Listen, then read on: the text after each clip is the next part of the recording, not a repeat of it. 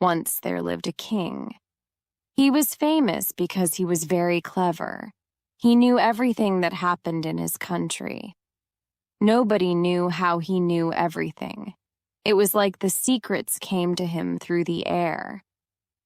However, the king did one very strange thing. Every night after dinner, a servant brought him one more dish. It was covered, however, and even the servant did not know what was in it. Nobody knew, because the king only took off the cover when he was alone. One day, the servant wanted to know very badly what was under the dish. So after he took the dish away, he went to his room with it. He shut the door and lifted the cover. On the dish there was a white snake, cooked carefully. How strange, he thought. Why does the king want to eat snake? It is food for poor people. But he knew there must be a reason, so he ate the snake. After eating it, he heard a strange noise coming from outside. He opened the window and saw some birds on a tree. They were talking to each other and he could understand their language.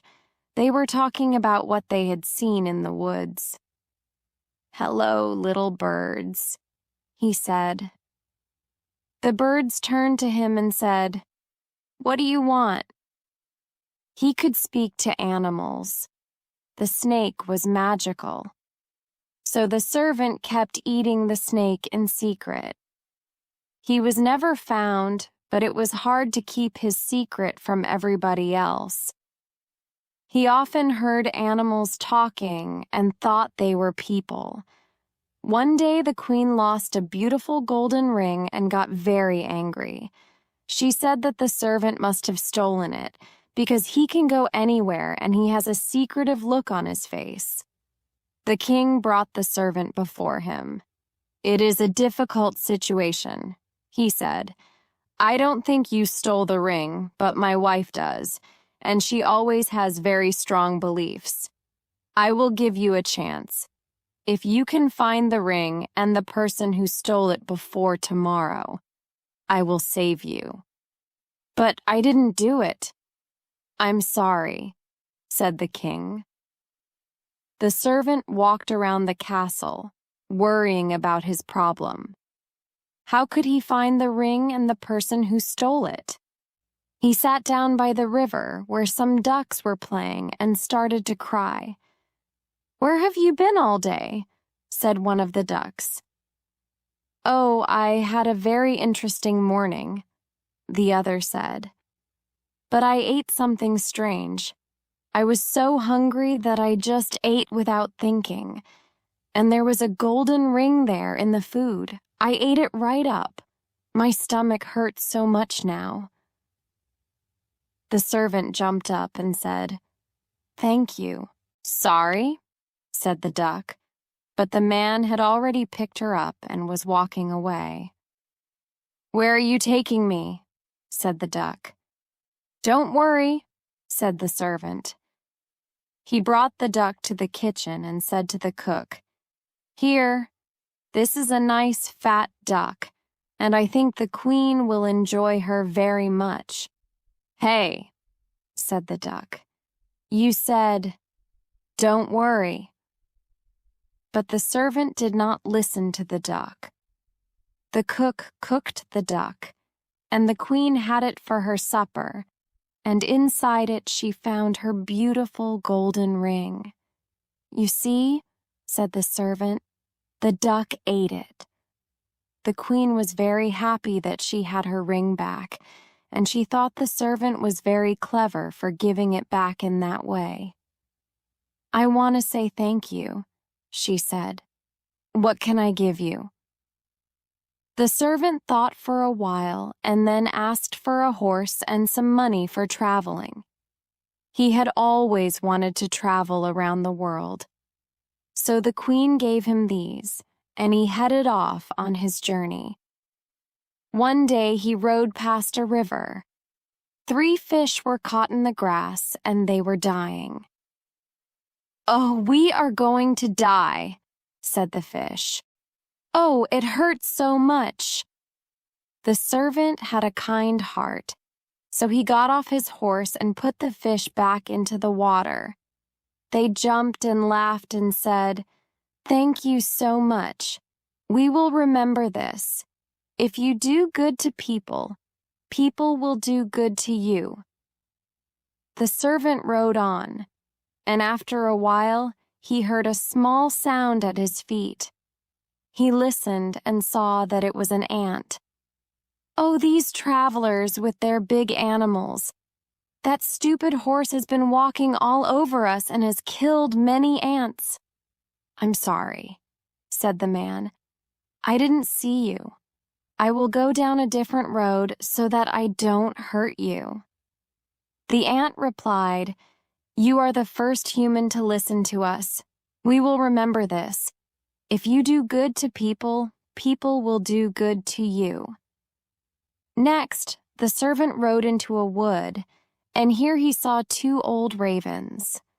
They were standing in a tree and throwing their babies onto the ground. "Get out, you weak little things. We can't keep giving you food. You must find your own food now."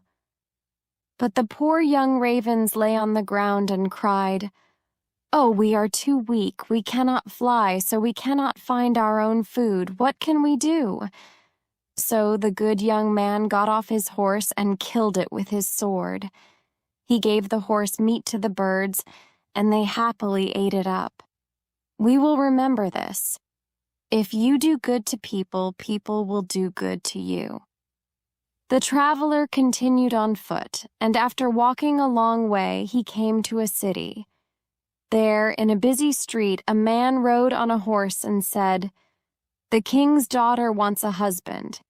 If you want to marry her, you must complete an impossible challenge.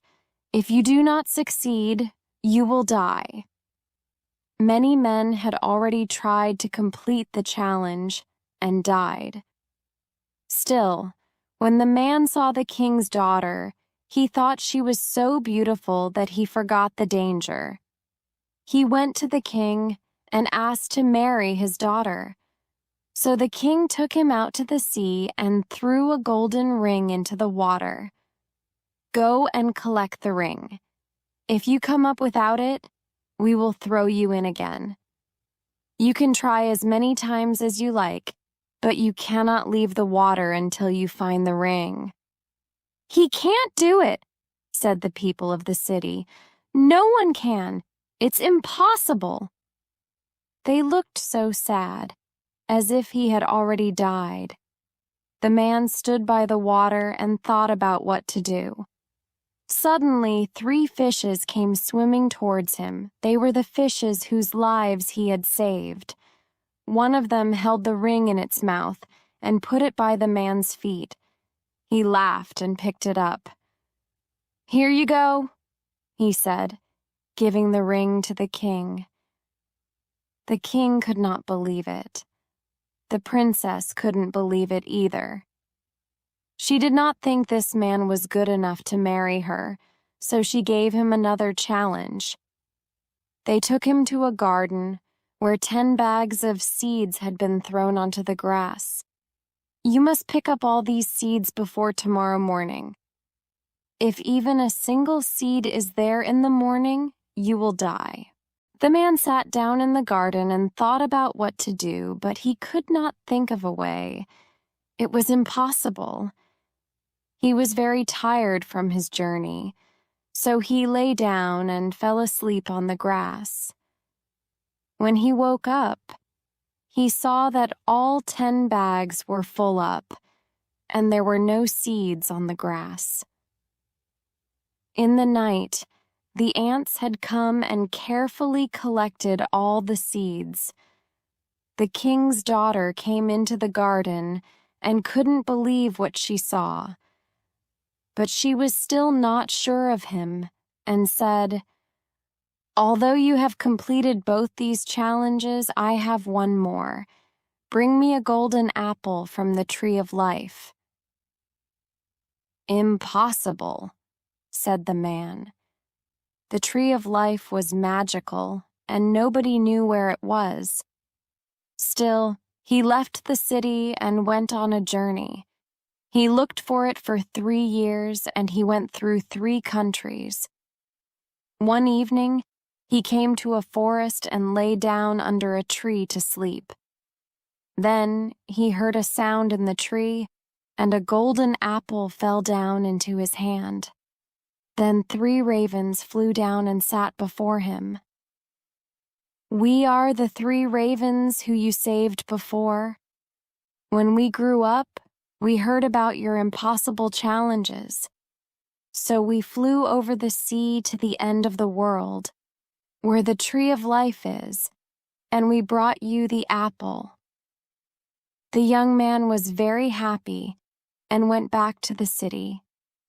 He gave the golden apple to the king's beautiful daughter, and this time she said, "Amazing.